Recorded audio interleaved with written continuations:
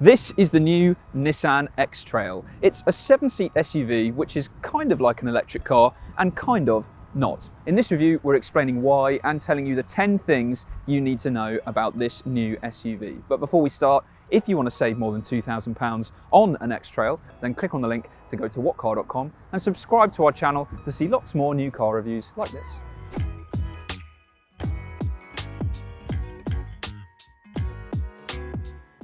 The Nissan X-Trail is a big SUV that's been in Nissan's lineup since the year 2000.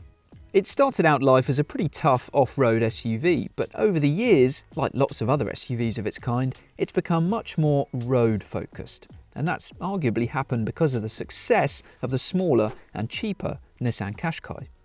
The outgoing third generation of X-Trail was a bit of a disappointment because it wasn't hardcore enough to be considered a good off-roader, and it wasn't anywhere near as polished on the road as its rivals to be thought of as a perfect SUV for a family. This is the fourth generation X-Trail, and it's had a major overhaul in every department. So now it's got a new look, it's got a new interior, and it's got a new engine lineup as well, which includes some pretty unusual hybrid setups. And we're going to explain exactly what makes them so strange later on. The X-Trail sits above the Qashqai in Nissan's lineup, so it's bigger and it's more expensive as well. And as a 7-seater, the main rivals this is up against are the Hyundai Santa Fe, the Kia Sorento and the Peugeot 5008. But you can also have this with just the 5 seats, in which case this SUV has got loads of other competitors that you might be considering as an alternative, like the Mazda CX-60, the Hyundai Tucson, the Kia Sportage and the Volvo XC40.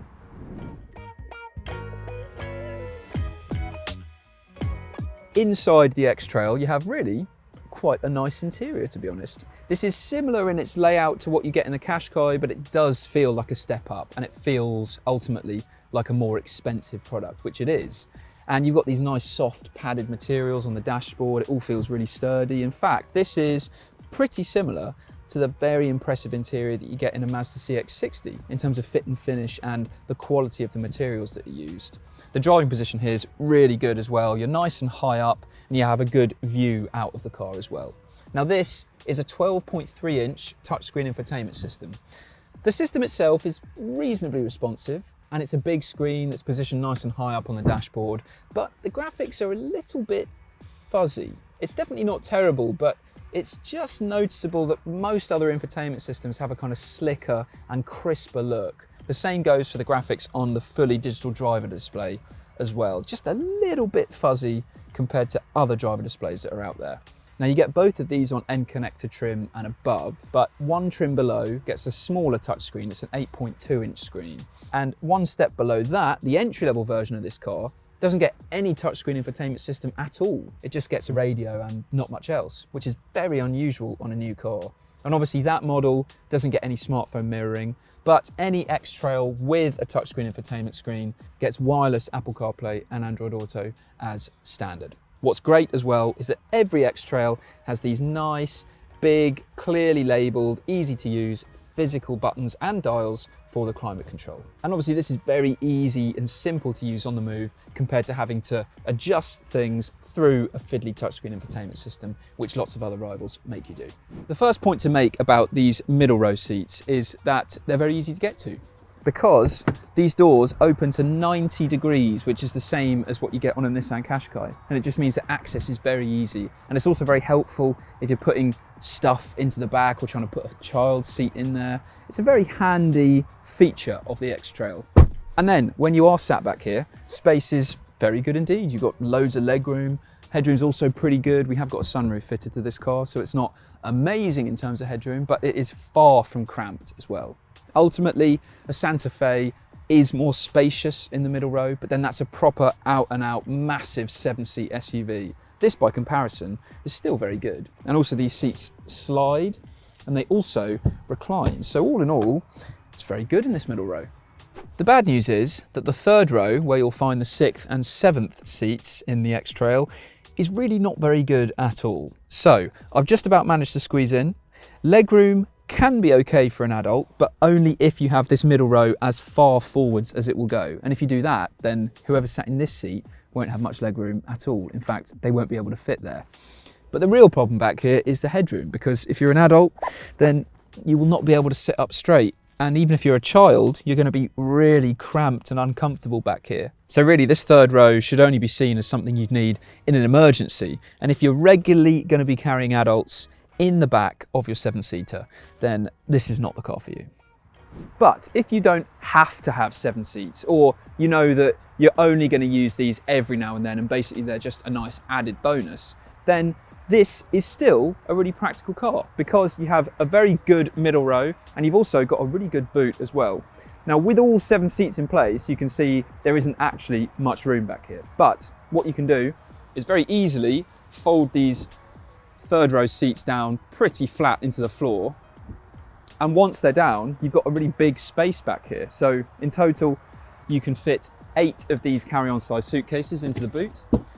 That's the same number that you can get in a Tucson and in a Sportage. A Volvo XC40 can fit 7, so it's a bit smaller, although the bigger Santa Fe can fit 10 suitcases in the boot, so that is noticeably bigger than the X-Trail. If you go for a 5-seat version of this car, obviously you don't have this third row back here, but instead you have the same boot space with some underfloor storage as well, which is very handy to have. So it might not be absolutely brilliant as a 7-seater, but it is still a practical SUV because you have a very good middle row and a very good boot. When it comes to your choice of power with the X-Trail, there are really 2 main options. The first one to talk about is a mild hybrid system called the VC Turbo, and that gets a 1.5 litre turbocharged petrol engine and a 12-volt mild hybrid setup, which is there, like with all mild hybrids, to boost efficiency, but it only really has a very, very minimal impact on your fuel economy. Above the VC Turbo, you then have 2 e-Power options. The e-Power setup sits somewhere between a regular fuel-powered car and a fully electric car, but it's also not really a full hybrid. And the reason for that is it does have a petrol engine, but the driving experience is much more like an electric car. Both of the e-Power versions of the X-Trail get a 1.5 litre turbocharged petrol engine, but this is the unusual thing. The engine never directly interacts with the wheels in the way that a regular fuel-powered car would. Instead, this engine effectively acts like a generator, which powers a battery, which then powers an electric motor, and that is the thing that drives the wheels, like an electric car. In the 2-wheel drive version of the X-Trail, there's 1 electric motor driving the front axle, and in this 4-wheel drive e-Force e-Power version of the X-Trail, there are 2 electric motors, 1 driving the front axle and 1 driving the rear axle. We're in the 4-wheel drive e-Power X-Trail, and this is the quickest version of the car that you can buy. So it'll sprint from 0 to 62 miles per hour in about 7 seconds. Like a typical electric car, it's very fast off the line, builds speed very, very quickly and smoothly. There's no gears. The engine does kind of flare into life if you're accelerating hard, a bit like a hybrid, but it's still fairly well isolated in terms of the noise into this interior. And this is just generally very much like an electric car to drive. It even actually has quite a bad brake pedal, like an electric car and like a lot of hybrid cars as well. So it's just inconsistent in how it responds to your input, so it's quite difficult to stop this car smoothly. But it does offer you a 1-pedal driving mode like an electric car. So if you turn this on, it's called e-pedal, and when you lift off the accelerator, the car will slow itself down to a complete stop without you having to touch the brake pedal. And this generally is smooth, quiet, pretty comfortable as well. There's not a huge amount of movement in the car. It's all very well controlled as you go over bumps. It feels nicely cushioned as well. And it's not an amazingly engaging car to drive. The steering is very light. So for what is a really big car, this is a simple thing to drive. Now you might be expecting this fancy new intriguing e-Power setup to deliver incredible fuel economy for the X-Trail, but that is not the case. If you drive this normally on a mix of town and motorway, then you'll probably get around 35 miles per gallon, which, okay, isn't absolutely terrible, but it's definitely not impressive. And that does seem like quite a big disappointment. You can get the same e-Power setup on the Qashqai, and it does seem a bit odd that Nissan would go to the trouble of creating this intriguing, futuristic sounding and complicated powertrain option when, really, an old-fashioned diesel would be more efficient. So definitely don't go buying this X-Trail thinking that the fuel bills will be hardly anything, because quite the opposite is true. This setup is more impressive than the regular mild hybrid X-Trail though.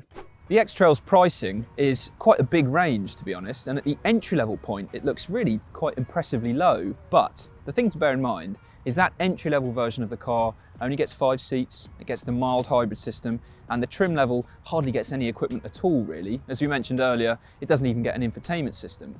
So the X-Trails that we'd recommend are in the middle of the lineup, which of course are more money than that entry-level version. But even there, it does still look pretty competitive compared to its rivals. For the best value in the X-Trail lineup, we'd go for N connector trim. The ones below it are pretty sparsely equipped, and the ones above it push the price up quite a lot. For the engines, it's about £2,500 to step up from the mediocre mild hybrid to the impressive e-Power version. And if you can afford it, you get a much better car. And even though the fuel economy isn't spectacular, the e-Power X-Trail is still the most efficient choice in the lineup. It's just a shame that all 7-seat e-Power models are 4-wheel drive and therefore quite expensive. You can't get it as a cheaper 2-wheel drive version. And by the way, stepping up from a 5-seat to a 7-seat X-Trail will cost you about £1,000 across the lineup. The best thing about the X-Trail is how generally smooth everything is on the road with the e-Power model. And the worst thing about the X-Trail is just the fact that this e-Power setup isn't anywhere near as fuel efficient as you'd hope or expect it to be. Disappointing fuel economy aside, the X-Trail is a really impressive new SUV from Nissan, and it's certainly a big step forwards from the previous generation of this car. Okay, if you want 7 seats and you want loads of room in that third row, then this is not the option for you.